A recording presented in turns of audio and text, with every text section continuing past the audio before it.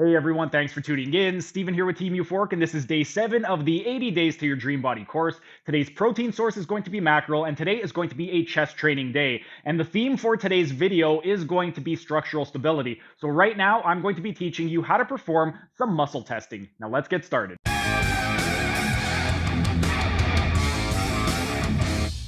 And while we are resting, let's get into the theme of today's video, which is going to be structural stability. And to help me, I've got my good friend Johnny Bones joining me. He's going to be my guinea pig.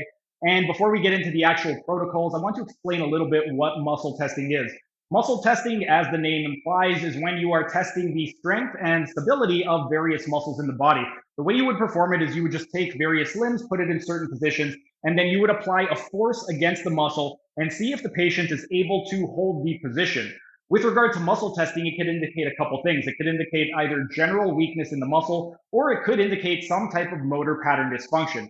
With regard to general weakness, if a patient has general muscle weakness, they're just going to lack the capacity to exert force on that given muscle. However, they may also have some type of motor pattern dysfunction. When they have a motor pattern dysfunction, the coordination and timing of the muscle activation is going to be affected during movements. And also, this is going to lead to poor nervous system control of the muscle activity, and it can lead to an inefficient movement pattern. So what we would do is some agonistic, isometric agonistic antagonistic contractions. With regard to agonistic antagonistic contractions, an agonistic contraction is when you are contracting the muscle that you are testing, and an agonistic contraction is when you are contracting the muscle opposite. So you are contracting the opposite muscle of what you're testing. So for example, if we were to test the anterior deltoid, if we wanted to perform an isometric agonistic antagonistic contraction, I would put one hand at the glenohumeral joint to stabilize the shoulder, one hand at the distal portion of the humerus, and then I would just have the patient flex their shoulder forward to engage the deltoid, the anterior deltoid. I would hold that for 6 seconds and then ask them to extend the shoulder backward to engage the posterior deltoid. And I would repeat that for 5 total sets. With regard to isometric agonistic contractions, this is going to enhance the strength and stability and reinforce the movement pattern in the actual joint. And then when you are performing an isometric antagonistic contraction, this is going to help to correct the muscle imbalance, and it's going to retrain the faulty movement pattern, and it's going to improve the overall function of the movement efficiency. So we are just going to do that throughout the various joints in the body. We're going to start with the glenohumeral joint and work distally. So we're going to go at the rotator cuff, elbow, and then we're going to go at the hip joint, knee, ankle, and then we are going to assess the trunk. But rest period is up. On to set number 2. And while we are resting, let's now get on with the actual muscle testing. We are going to start with the rotator cuff muscles. And with regard to the rotator cuff muscles, the first one that we are going to be testing is the supraspinatus. And we are going to be doing it in 2 different positions. For most of the rotator cuff muscles, with the exception of the teres minor, we will be performing them in 2 positions. But for the supraspinatus, the first position, what we would want to do is have the patient flex their shoulder to 110 degrees. From this position over here, we would then go ahead and have them abduct the shoulder to 45 degrees. So we're just going to move it out.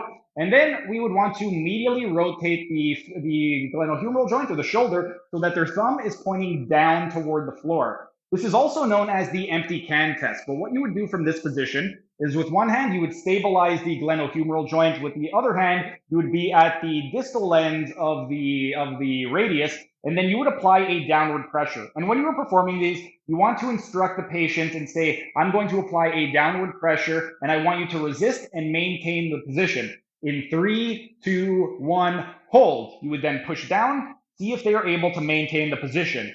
If they are able to maintain it, then they have adequate strength in the area. If they are unable to maintain it, it can either be general weakness or it could be some type of motor pattern dysfunction. So if it starts to go down, that would indicate some type of pathology. With regard to these exercises right over here, the size of the patient and the size of the therapist is going to be very important to make note of. If you are a rather large therapist and you are performing this exercise on a very tiny patient, you're not going to give them a whole lot of force. You want to match the force that they are producing, and then once you've matched it, apply a little bit extra and see if they can hold the position. But next, we are going to move on to the second supraspinatus exercise. For a lot of it's going to be very similar. For this one right over here, instead of 110 degrees, we are going to flex the glenohumeral joint to 30 degrees, and then from 30 degrees, we are going to abduct the shoulder to 45 degrees. So we have a little bit less flexion and we're avoiding the medial rotation. From this position, once again, we're stabilizing at the glenohumeral joint, at the distal attachment of the radius, is where our force hand is going to be, and then you're going to instruct the patient. I want you to resist against my pressure in 3, 2, 1. Hold, press down, you match their pressure, and then give a little bit extra and see if they are able to maintain it. With regard to the supraspinatus exercises, if they are unable to hold this position, a few great exercises would just be some type of external rotation or abduction work. But that is it for the rest period. Time for set number 3. And while we are resting, let's continue with the assessment of the rotator cuff. We are going to move on to the infraspinatus. And with regard to the infraspinatus, again, we have 2 different variations for the first one.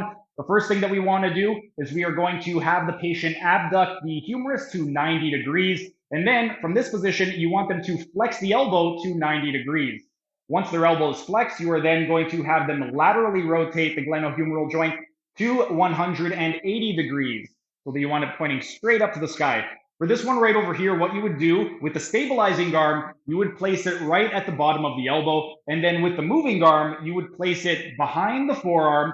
And then you would want to apply a forward pressure. And once again, you're going to instruct the client. I'm going to press forward. I want you to resist against my pressure. And in 3, 2, 1, hold.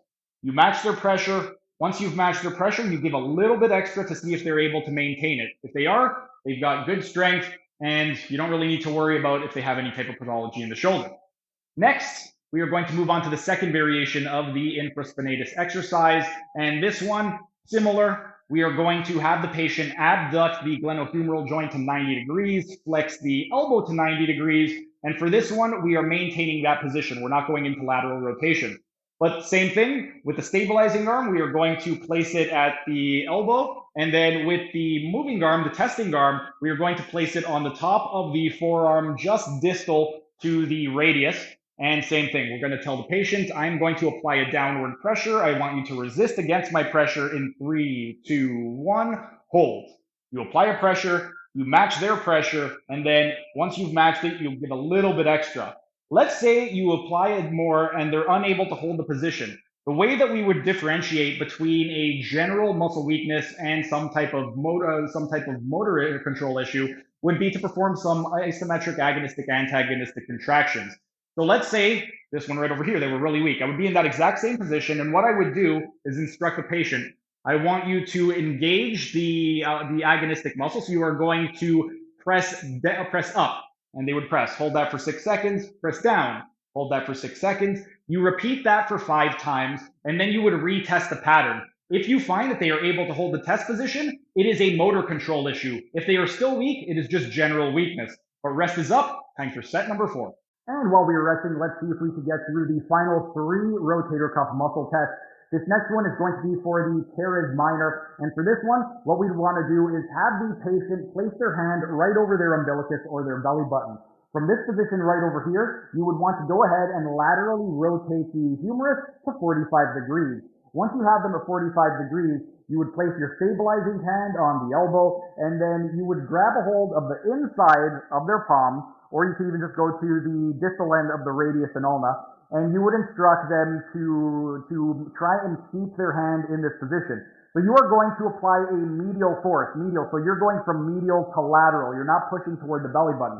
Okay, I am going to be pulling your hand away from your belly button. Do not let me pull you away. In 3, 2, 1, hold. You apply a pressure, match their pressure, give a little bit extra, see if they are able to maintain it. Next, once we've assessed the teres minor, we are going to move on to the subscapularis, and we have 2 variations for this one right over here. For the first variation, what we want to do is we are going to have the patient abduct their shoulder to 90 degrees. They are going to flex the elbow to 90 degrees, and then we want them to medially rotate the humerus to 45 degrees.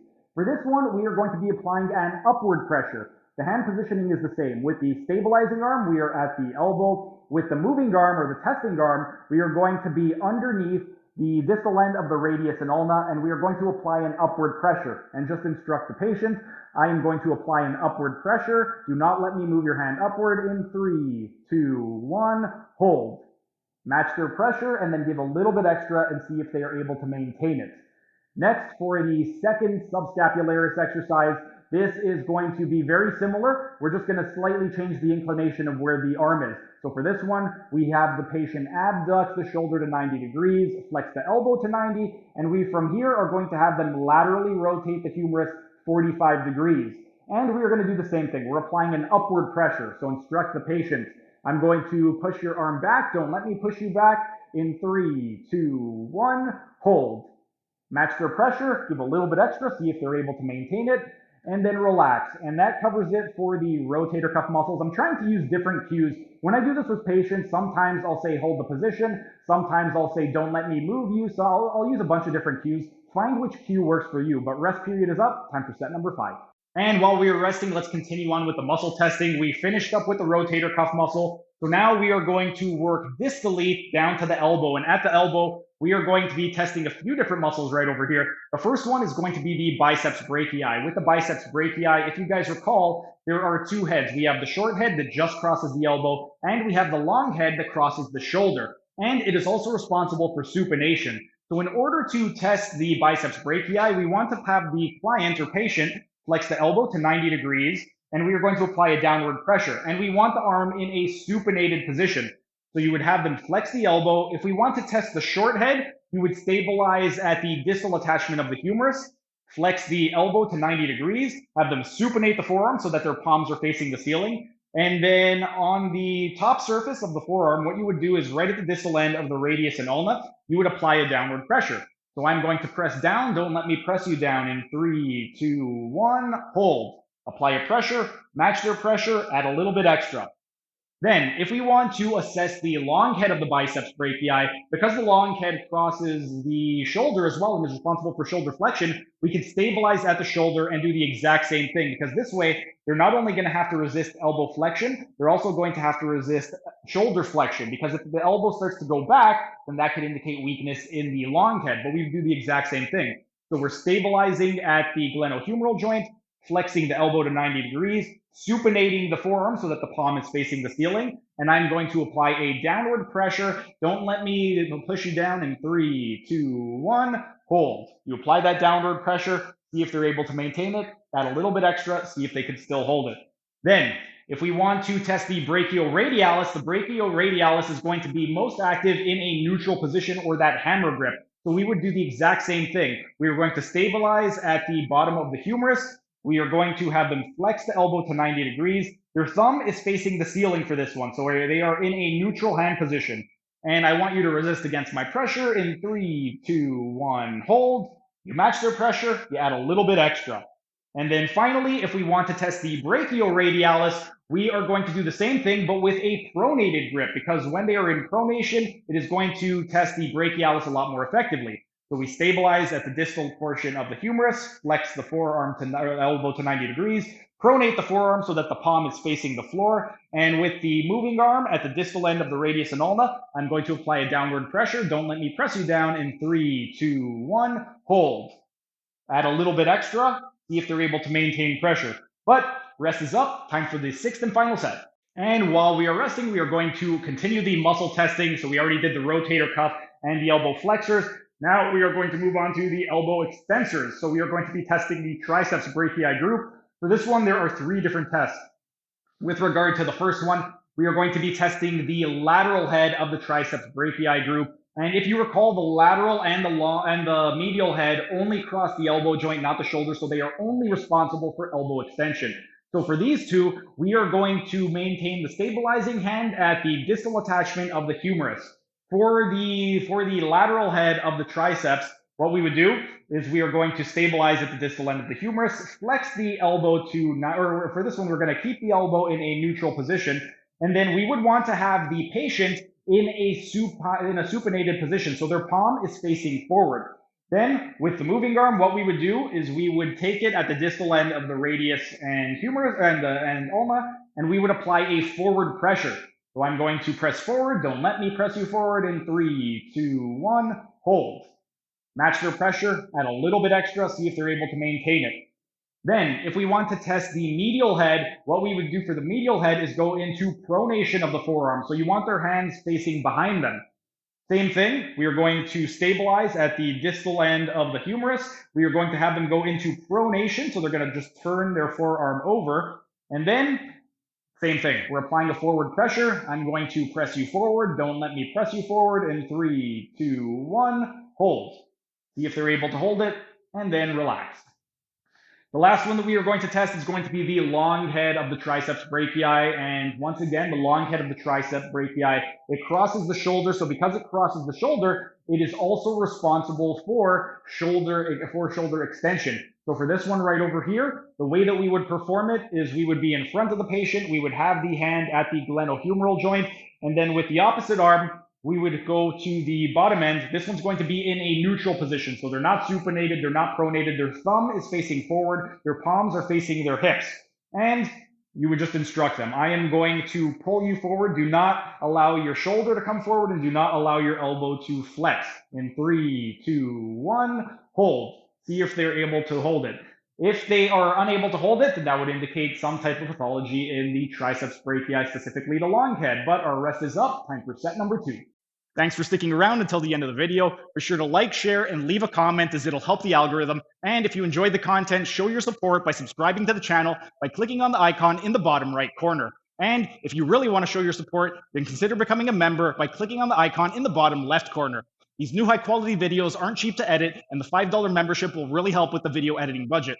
You'll also get access to a ton of exclusive perks like early access to videos and this program design lecture playlist in the top right-hand corner. And if you want to learn how to do a one-armed pull-up, then check out the playlist on the top left corner.